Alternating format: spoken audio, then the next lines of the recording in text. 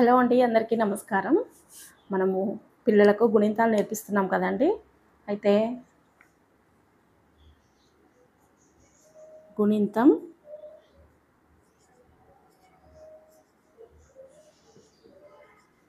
నా అయితే ఈ నా గుణింతంను ఎలా చదవాలి, ఎలా రాయాలి అనేది తెలుసుకుందామండి. పిల్లలకు ఏ విధంగా నేర్పించాలి అనేది.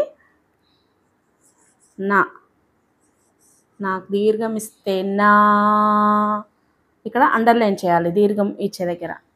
నా గుడిస్తే ని, నా గుడి దీర్ఘం ఇస్తే నీ, నా కొమ్మిస్తే ను, నా కొమ్ము దీర్ఘం ఇస్తే నూ. ఇలా అండర్లైన్ చేస్తే పిల్లలు దీర్ఘం అక్కడ ఇవ్వాలి అనేది వాళ్ళు గుర్తుంచుకుంటారండి. అయితే మరి గుణింతాలతో వచ్చే పదాలను కూడా మనం పరిచయం చేయాలి. ఒక్కొక్క గుణింతం అంటే ఒక అక్షరంతోని, గుణింతపు అక్షరంతోనే వచ్చే పదాలను కూడా. ఇప్పుడు ఎగ్జాంపుల్ నా ఉందనుకోండి, నగ, నా, నాని, నారు, నాచు. ఇలా మనము ఓరల్గా పిల్లలకు నేర్పించాలి, వాళ్ళనే చెప్పమని చెప్పాలి.